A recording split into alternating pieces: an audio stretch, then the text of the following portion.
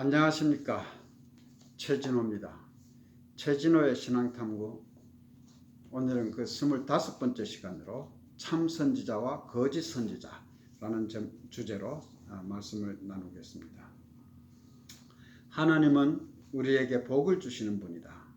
우리가 하나님을 믿으면 하나님은 우리를 사랑하시므로 우리가 행복하고 편안하게 살기를 원하신다. 오늘날 많은 교회에서 이렇게 가르치고 있습니다. 하나님을 믿고 교회에 열심히 출석하고 헌금 잘하면 이 세상에서 복을 받고 부자가 되고 모든 일이 잘 풀린다는 것입니다. 이를 흔히 기복신앙이라고도 합니다. 하나님이 당신의 백성들에게 복을 주신다는 말씀은 옳습니다.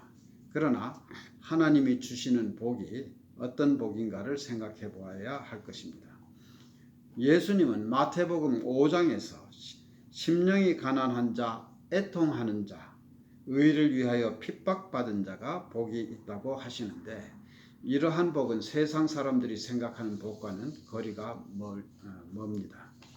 고린도 후서 11장 24절에서 27절까지 해서 바울은 자신이 당한 고난을 말하고 있습니다. 즉 유대인들에게 40에 하나 감한 매를 5번 맞았으며 3번 태장으로 맞고 1번 돌로 맞고 3번 파선하는데 일주야를 기품에서 지냈으며 여러 번 여행의 강의 위험과 강도의 위험과 동족의 위험과 이방인의 위험과 시내의 위험과 광야의 위험과 바다의 위험과 거짓 형제 중에 위험을 당하고 또 수고하며 애쓰고 여러 번 자지 못하고 줄이며 목마르고 여러 번 굶고 춥고 헐벗었노라 라고 말합니다. 바울은 하나님의 뜻을 실천하려고 애를 쓴 사람이고 분명히 하나님의 뜻에 따라 크게 쓰임받은 사람이었습니다. 그러나 그의 삶은 이토록 힘든 삶이었습니다. 그럼에도 불구하고 바울은 고린도전서 15장 10절에서 다음과 같이 말합니다. 그러나 나의 나 된 것은 하나님의 은혜로 된 것이니 내게 주신 그의 은혜가 헛되지 아니하여 내가 모든 사도보다 더 많이 수고하였으나 내가 아니요 오직 나와 함께 하신 하나님의 은혜로다 라고 하였습니다. 나의 나 된 것은 하나님의 은혜라는 것입니다. 주님을 따르는 길이 이렇게 힘들어도 주님으로부터 쓰임받는다는 사실을 은혜로 알고 기쁨을 느끼며 감사하는 이것이 진정 우리가 추구해야 할 믿음 생활의 모본이라 하겠습니다. 그렇다고 해서 우리 모두의 생활이 바울처럼 그렇게 힘들고 고통스러워야 한다는 것은 아닙니다. 그러나 예수 믿는 사람들의 삶이 항상 안전하고 편안한 것은 아니라는 점은 분명합니다. 오히려 예수님은 요한복음 15장 19절에서 그리스도인은 세상에 속한 자가 아니므로 세상이 미워한다고 하셨습니다.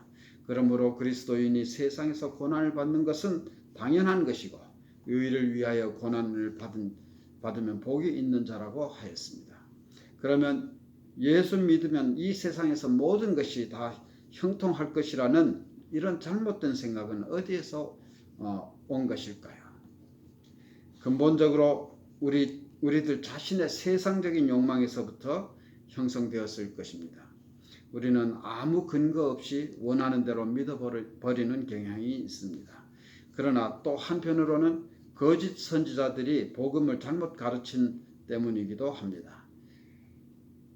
마태복음 7장에서 예수님은 거짓 선지자에 대해서 경고하십니다.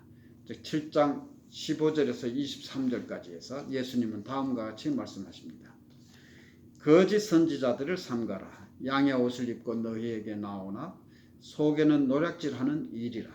그의 열매로 그들을 알지니 가시나무에서 포도를 또는 엉겅퀴에서 무화과를 따겠느냐. 이와 같이 좋은 나무마다 아름다운 열매를 맺고 못된 나무가 나쁜 열매를 맺나니 좋은 나무가 나쁜 열매를 맺을 수 없고 못된 나무가 아름다운 열매를 맺을 수 없느니라. 아름다운 열매를 맺지 아니하는 나무마다 찍혀 불에 던지우니라. 이러므로 그의 열매로 그들을 알리라. 나더러 주여 주여 하는 자마다 천국에 다 들어갈 것이 아니요 다만 하늘에 계신 내 아버지의 뜻대로 행하는 자라야 들어가리라. 그날에 많은 사람이 나더러 이르되 주여 주여 우리가 주의 이름으로 선지자 노릇하며 주의 이름으로 귀신을 쫓아내며 주의 이름으로 많은 권능을 행치 아니하였나이까 하리니 그때 내가 저희에게 밝히 말하되 내가 너희를 도무지 알지 못하니 불법을 행하는 자들아 내게서 떠나가라 하리라 고 말씀하셨습니다. 선지자는 단순히 예언하는 자가 아닙니다. 선지자란 하나님의 말씀을 사람들에게 전하는 사람입니다. 구약시대에는 하나님께서 선지자에게 직접 말씀을 주셔서 백성들에게 전하게 하셨으므로 선지자의 역할이 분명했습니다. 물론 그때에도 거짓 말씀을 전하는 거짓 선지자들이 많았습니다. 오늘날에는 계시가 완성된 시대이므로 구약시대와 같은 선지자는 더 이상 필요 없게 되었습니다. 그러나 새로운 계시가 아니라 이미 주어진 성경 말씀을 풀이해 주는 사람, 즉 교회 내에서 목사, 교사, 장로, 기타 교회 지도자들이 선지자의 역할을 한다고 볼 수 있습니다. 그런데 예수님이 말씀하신 분명한 사실은 거짓 선지자가 존재한다는 것이며 진실이 존재하듯이 거짓됨도 존재합니다. 그럼에도 불구하고 오늘날 이 분명한 사실을 인정하지 않는데 심각한 문제가 있습니다. 예수님은 분명히 거짓 선지자를 삼가라고 마태복음 7장 15절에서 말씀하십니다. 거짓 선지자에게 속지 않기 위해서 정신 똑바로 차리라는 말씀입니다. 오늘날 교회의 목사는 하나님이 세운 특별한 사람이라는 생각으로 목사의 말에는 순종하는 것이 미덕이고 목사의 잘못을 지적하는 것은 신앙생활에 어긋나는 원칙에 어긋나는 것으로 생각하는 사람들이 많습니다. 하지만 오늘날 한국 기독교의 타락한 모습들이 노출되어 사회에서 많은 비판을 받고 있는 것이 현실입니다. 그 원인에는 목사들을 비롯한 잘못된 교회 지도자들의 책임이 크다는 것을 부인할 수 없습니다. 그럼에도 불구하고 교회에서는 목사를 비판하는 것을 금기시하는 분위기 때문에 사회에서 학식 있고 유능한 지도층의 인사들까지도 교회에서는 목사의 잘못된 판단이나 행동에 대해서 무비판적으로 지지하고 맹종하는 것을 볼 수 있습니다. 교회에서 목사가 우상이 되어가고 있는 것입니다. 특히 교회에서 열심을 내는 교인들 중에 이런 편견을 가진 사람들이 많습니다. 만일 모든 교인들이 목사에게 순종하고 잘 따른다면 교회는 외부에서 보기에 평온하고 효율적이며 일사불란한 모습을 보일 것입니다. 교회 내에서의 분쟁 때문에 시달려 본 사람들은 그러한 교회가 좋은 교회로 보일 수도 있습니다. 그러나 그러한 교회가 정말 하나님이 원하시는 교회일까? 교회는 이윤 추구를 목표로 하는 주식회사가 아닙니다. 모든 일이 능률적으로 일사불란하게 처리되는 것은 기업체에서는 매우 좋은 일이지만 교회에서는 그렇지 않습니다. 교회는 다들 부족한 사람들이 모인 공동체입니다. 그래서 어느 정도의 갈등은 없을 수 없습니다. 갈등이 발생하고 또 그것을 여러 사람이 의논해서 수습해가는 과정에 성도는 성숙해가는 것입니다. 그러면서 갈등을 수습해가는 방법도 배우고 서로 사랑한다는 것이 무엇을 의미하는지도 배우는 것입니다. 만일 교회가 지도자인 목사 한 사람의 말에 절대 순종하며 일사불란하게 운영된다면 성도의 영성은 자라지 못할 것입니다. 그렇게 된다면 그것은 교회가 아닙니다. 만일 목사가 진정으로 하나님을 경외하고 양들을 사랑하는 참 목자라면 적어도 성도를 엉뚱한 이단으로 인도하지는 않을 것입니다. 그러나 현실적으로 모든 목사가 다 그렇게 훌륭한 참 목자라고 전제할 수 있겠는가 하는 것이 문제입니다. 성경적인 관점에서 인간을 볼 때 로마서 3장 10절에서의 말씀에서 의인은 없다고 합니다. 그런데 그러한 인간이 신학 공부하고 안수 받는다고 해서 바로 사람이 변화되어 모두 의인이 된다고 할 수 있겠는가? 그리스도의 몸인 교회로부터 안수를 받았으니 변화되지 않겠는가라고 생각할 수는 있겠습니다. 실제로 처음에는 부족한 점이 있었더라도 안수 받은 후에 하나님으로부터 받은 직분에 대해 경외심을 가지고 절제하며 성화를 위해 노력한다면 서서히 변화되어 훌륭한 주의 종이 될 수도 있을 것입니다. 실제로 역사적으로 그런 분들은 얼마든지 있습니다. 그러나 안수받은 목사들이 다 그렇게 된다는 보장은 없는 것입니다. 성경에도 실제로 기름 부음을 받아 직분을 받은 왕이나 제사장들 중에 하나님의 뜻에 어긋나게 악행을 저지른 사람들의 기록은 얼마든지 있습니다. 물론 오늘날의 목사들도 마찬가지입니다. 그렇다고 목사들이 다 악하다는 말은 아닙니다. 물론 훌륭한 다수의 목사들이 있는 것은 틀림없으나 일부 잘못 가르치는 목사들 때문에 한국의 교회 전체가 비난을 받고 있는 것입니다. 목사의 가르침이 성경의 말씀에 부합하면 따라야 하겠지만 성경에 비추어 옳지 않다고 판단될 때는 거부할 수 있어야 하는 것입니다. 기준은 어디까지나 성경입니다. 맹목적으로 목사를 추종하는 교인들은 목사를 타락하게 만듭니다. 사람은 누구나 완전하지 못하기 때문에 쉽게 유혹을 받습니다. 처음에는 매우 신실했던 분이 교인들로부터 지나친 신망을 받다 보니 특별한 대우를 받는 것에 익숙해져서 이 세상적인 관점에서 목회가 어느 정도 성공했다고 할 만한 시점이 되면 교만해지고 타락하는 경우를 많이 보아왔습니다. 따라서 목사가 초심을 잃지 않고 훌륭한 목사로 남기 위해서라도 교인들의 감독과 충언이 필요한 것입니다. 예수님은 분명히 거짓 선지자가 있으므로 그들을 경계하라고 말씀하셨습니다. 예수님의 경고를 무시하고 교회의 지도자라고 해서 무조건 맹종하는 것은 결코 올바른 태도라고 할 수 없습니다. 역사를 돌이켜보더라도 하나님의 뜻을 거스르고 백성들의 영성을 피폐하게 만드는 것은 항상 지도자들이었습니다. 구약시대의 많은 왕과 제사장들이 그랬고 예수님이 오셔서 지상 사역을 하시는 동안에도 예수님을 받아들이지 않고 오히려 대적하여 끝내 십자가에 못 박혀 죽으시게 한 사람들은 서기관과 대제사장 등 지도자들이었습니다. 구약 성경에 메시아가 오실 것에 대해서 분명히 예언되어 있었는데 그들이 참 지도자들이었다면 누구보다도 메시아를 기다리고 있었어야 했고 오신 메시아를 환영했어야 했습니다. 그러나 그들은 세상에서의 기득권을 지키는 데 급급했고 메시아를 배척했습니다.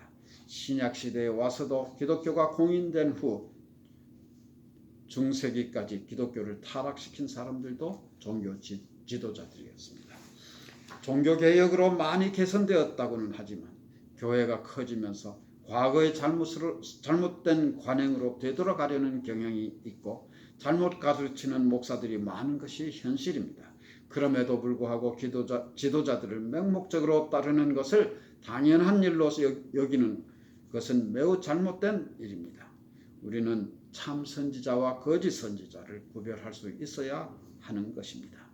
그러면 참 선지자와 거짓 선지자를 어떻게 구별할 것인가? 예수님은 그의 열매로 그들을 알리라고 하셨습니다. 그의 성품, 언어와 행위, 그리고 그의 사역의 열매를 보고 판단해야 한다는 것입니다. 그의 가르침이 성경에 부합하는지를 살피는 것이 무엇보다 중요합니다. 예레미야서 23장 16절과 17절에서는 거짓 선지자들의 가르침의 특징들이 설명되고 있습니다. 만군의 여호와께서 이와 같이 말씀하시되 너희에게 예언하는 선지자들의 말을 듣지 말라. 그들은 너희에게 헛된 것을 가르치나니 그들의 말한 묵시는 자기 마음으로 말미암은 것이요 여호와의 입에서 나온 것이 아니니라. 항상 그들이 나를 멸시하는 자에게 이르기를 너희가 평안하리라 여호와의 말씀이니라 하며 또 자기 마음에 강팍한 대로 행하는 모든 사람에게 이르기를 재앙이 너희에게 임하지 아니하리라 하였느니라고 하였습니다. 이 말씀에서 설명되고 있는 거짓 선지자들의 특징은 하나님의 말씀을 전하지 않고 자기 마음에서 나오는 말을 하며 사람들에게 헛된 것을 가르쳐서 거짓 희망을 갖게 하고 하나님을 멸시하는 자에게 화평을 약속한다.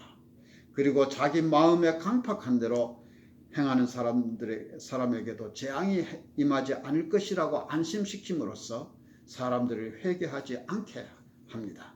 사람들은 당신은 죄인이므로 회개하라고 가르치는 설교보다는 믿기만 하면 복을 받고 모든 일이 잘 형통할 것이다 라는 설교를 듣기 좋아하므로 거짓 선지자들은 사람들이 듣기 좋아하는 말만 하게 되고 그러한 교인들이 많이 몰리기도 합니다.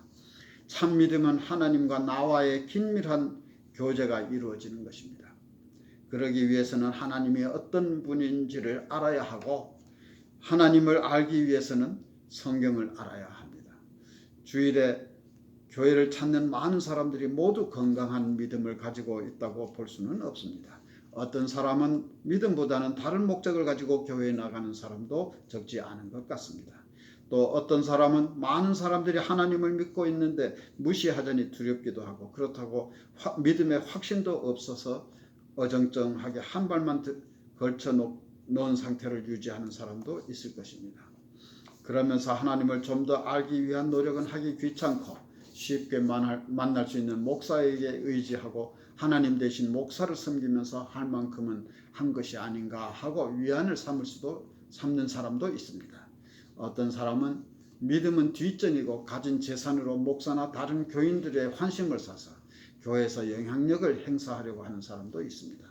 사람들은 과거의 습관을 버리지 못해서 그 습관에 의해서 행동이 결정되는 경우가 많습니다. 교회가 시작된 초기 시절 예수님의 복음을 듣고 개종한 유대인들 중에서 과거의 제사장에게 의존하던 시절이 그리워서 유대교로 되돌아가는 사람들이 있었다고 합니다. 우리나라에도 기독교가 들어오기 전에 민간에는 무속신앙이 널리 퍼져 있었습니다. 그런 상태에서 그 기독교가 들어오면서 기독교를 받아들이기는 했지만 과거의 무속신앙을 완전히 버리지 못한 채 기독교와 무속신앙이 혼합된 신앙 형태가 만들어지게 되었습니다. 이들은 하나님을 믿는다 하지만 성경을 통해서 하나님을 제대로 알지는 못하고 무속적인 우상을 만들어 놓고 이 우상을 하나님이라는 이름으로 섬기는 양상을 보이기도 합니다. 참된 지도자라면 이런 잘못을 지적해주고 바르게 가르쳐야 하는데 그러지 못하고 오히려 그들의 비위를 맞춰주다 보면 목사 자신이 무당이 되어버립니다. 목사든 장로든 혹은 다른 어떤 훌륭한 사람이라도 다른 사람에게 얹힌 신앙으로는 결코 천국에 들어갈 수 없습니다. 그 지도자가 참 선지자라면 바로 이런 점을 깨닫게 해줘야 합니다. 지도자의 직분을 수행하고 있는 사람의 입장에서도 맹목적으로 자기를 따르는 사람을 보면 그 잘못된 점을 지적해주고 올바른 신앙을 가지도록 인도해야 할 것입니다. 만일 그러지 못하고 오히려 자기를 섬기는 것을 좋아하고 즐긴다면 그가 바로 거짓 선지자가 되는 것입니다. 그런데 거짓 선지자들은 하나님의 선한 일꾼인 것처럼 위장을 하고 있으므로 구별하기가 쉽지 않다는 것입니다. 예수님은 그들은 양의 옷을 입고 너희에게 나오나 속에는 노략질하는 이리라고 표현하고 있습니다. 뿐만 아니라 그들은 주여 주여 합니다. 주의 이름으로 선지자 노릇하며 주의 이름으로 귀신을 쫓아내며 주의 이름으로 많은 권능을 행합니다. 이런 일 때문에 많은 사람들이 쉽게 속습니다. 어떤 이적을 행한다든지 특히 병자를 고치는 일을 보면 많은 사람들이 반해버립니다.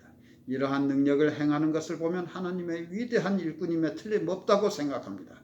그러나 이러한 것들은 그들이 하나님과 함께하는 자라는 증거가 되지 않는다는 것을 예수님은 분명히 말씀하십니다. 예수님께서는 누가 진정한 선지자인지는 열매로 안다고 하셨습니다.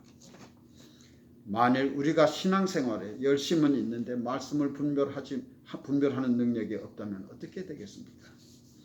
누군가를 열심히 쫓아갔는데 거짓 선지자를 쫓아갔다면 그래도 천국에 들어갈 수 있겠습니까? 무엇인지도 모르고 맹목적으로 열심을 내는 것은 무속 종교입니다. 하나님은 결코 우리에게 맹목적인 추종을 요구하시지 않으십니다. 하나님은 우리에게 말씀을 잘 분별해서 참 선지자와 거짓 선지자를 구별하라고 분명히 경고하셨습니다.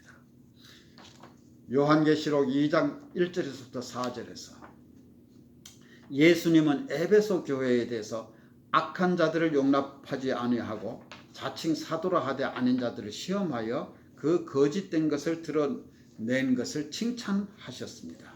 당시에도 거짓으로 예수를 믿는다 하면서 교회 안에 들어와서 교회를 어지럽히고 거짓으로 사도라 하며 사람들을 미혹해 하는 자들이 있었던 것 같습니다. 그런데 에베소 교회는 그러한 악한 자들 가려내서 교회에 들어오지 못하게 하고 자칭 사도라 하는 자들을 시험해서 거짓임을 드러내서 쫓아내었던 것입니다. 예수님은 이런 일을 잘했다고 칭찬하시는 것입니다. 그러나 예수님은 동시에 그런 에베소 교회가 처음 사랑을 버렸다고 책망도 하십니다. 아마도 에베소 교회가 거짓 사도를 시험해서 드러내기 위해서 촉각을 곤두세우다 보니 서로의 허물을 덮어주고 용납하며 감싸주는 사랑에는 소홀했던 것이 아닌가 생각이 됩니다. 오늘날의 교회에서도 유념해야 할 사항이라 생각됩니다. 거짓 선지자를 가려내기 위해서 저 사람이 하는 말이 진실인가를 시험하는 일에 신경 쓰다 보면 서로의 마음이 강팍해져서 따뜻한 사랑의 마음을 잃어버릴 수가 있을 것입니다. 우리는 신앙생활에도 균형된 감각을 가져야 합니다. 이성적으로는 말씀을 분별해서 거짓된 말에 미혹되지 않아야 하지만 마음으로는 온유함과 사랑을 잃지 않아야 할 것입니다. 이것이 말처럼 쉽지 않은 일임에 틀림없습니다. 죄송합니다. 그렇기 때문에 우리는 하나님의 말씀을 통해서 그런 훈련을 받고 영적 성장을 도모해야 하는 것입니다. 교회의 지도자, 즉 목사, 장로, 권사 등 이런 지도자의 위치에 있는 사람이라면 더욱더 갖추어야 할 덕목입니다. 감사합니다. 이렇게 해서 지금까지 총 25번에 걸쳐서 좀 말씀을 나눴는데 이렇게 해서 제가 첫 제1회에서 말씀드렸던 이 책 예수 믿기가 어렵죠. 이 책의 내용을 전부 다 쭉 설명하는 것을 마쳤습니다. 그래서 오늘로서 이 책거리를 해야 되는데 그건 생략하고 다음 시간부터는 좀 다른 주제로 지금 생각으로는 마태복음을 1장부터 쭉 마지막 장까지 한번 좀 같이 공부해 볼까 합니다. 또 다음 시리즈를 또 기대해 주시면 감사하겠습니다. 네, 감사합니다. 안녕히 계세요.